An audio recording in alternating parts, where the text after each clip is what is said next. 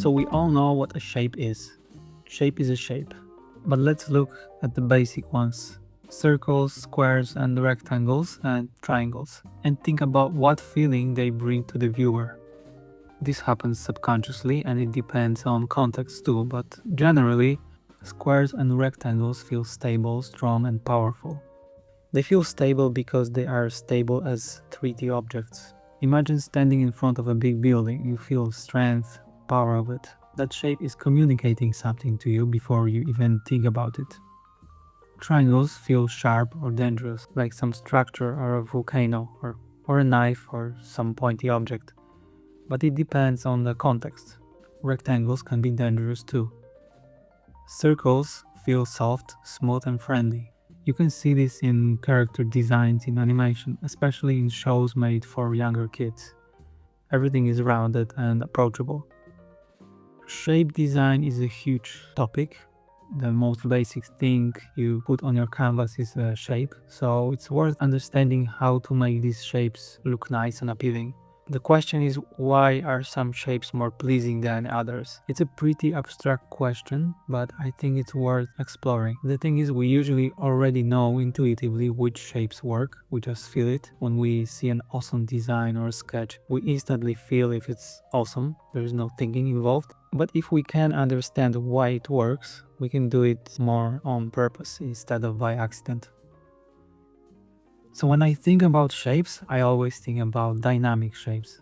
But there's actually a spectrum here. There can be static and boring shapes, or there can be dynamic and exaggerated shapes. And we can combine these depending on what we're trying to achieve.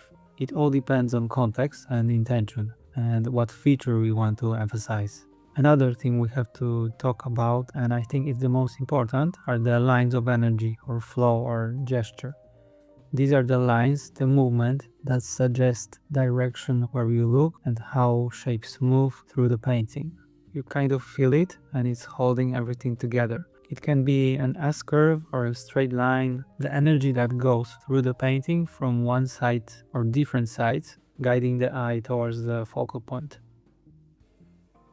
When we think about individual shapes that represent objects in the painting, we should also think about flow within these objects, which brings us to another thing, which is simplicity. Simplicity is very important if you want your shapes to look nicer and more appealing. When you have a detailed thumbnail sketch with lots of angles and complexity versus the same thing simplified and clean, the simplified version almost always looks better. Or I should say less confusing and readable. I think better is the wrong word. There can be different levels of simplicity, and finding the right level and how you simplify is part of the creative process. But if you combine flow with simplicity, then it's even better. You get shapes that have energy and direction and they are readable. The eye can follow them easily. It's kind of like each shape has beginning and end, and the flow goes through them smoothly. It doesn't go around awkwardly, but moves through more naturally. It just feels nicer and more appealing. And here you can see that all that noise on the left is breaking the flow, and on the right it feels smoother. And there's nothing wrong with detailed sketch, but you want to keep the readability and flow intact. The detail should support the structure, not fight against it. So readability, simplicity, and flow, these are the things we should think while painting shapes.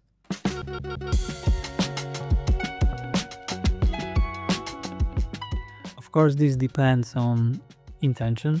We can paint unpleasant shapes or more complicated ones, if that's what we want to achieve, to create some kind of tension between objects. Sometimes you want that discomfort, but it's nice if we do it on purpose, not by accident. Also, I find that asymmetrical organic shapes are often more interesting than symmetrical, repetitive ones. When there's some irregularity, some variation, that's when the shapes start to feel more natural and more alive. I personally like organic shapes. I think a tree is never perfectly symmetrical. A rock has uneven edges. Clouds are very different. So nature doesn't repeat itself exactly, and I think our paintings feel better when we add more of that organic feeling. So when I paint a character, I think about the shapes I always paint a silhouette first. I want to make sure if the dark shape is readable, and when I'm okay with it, then I fill it with some details. I think of it like a keyframing animation. You can clearly see what the character is and the expression is at that moment just by looking at the flat shape. So I think, okay, clearly this looks like a kid on a scooter. Now let's move on to details and values.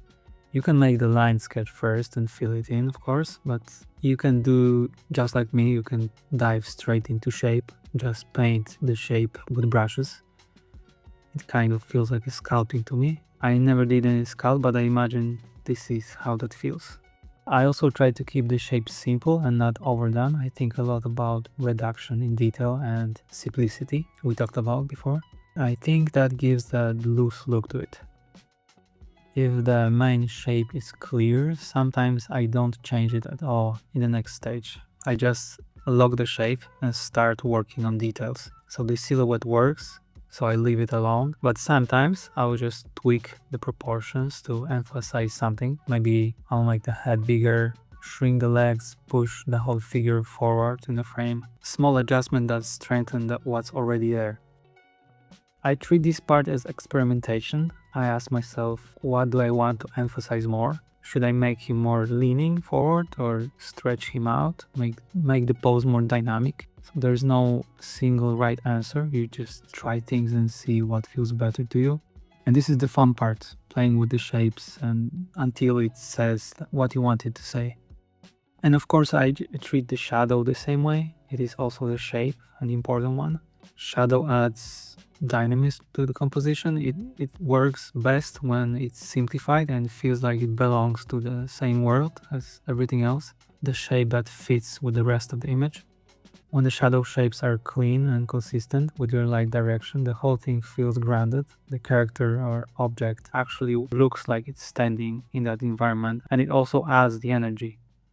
So at the end, we have to do a lot of studies from life and look at the work of artists we like. There is no shortcut here. The more time you spend on that, the better you get at designing shapes. You start to feel when something works and when it doesn't. It's like training your eye. After hundreds of studies and sketches, it becomes more and more instinctive. You see the shape and you just know how to push it and how to make it work. But the most important thing is to have fun with it. Treat it like a play, not like a homework. That's when the good stuff happens. I hope you enjoyed this video. If you want to stay updated on my upcoming courses, sign up for the mailing list. And if you have any questions, feel free to drop them in the comments and I'll do my best to answer. Thanks for watching.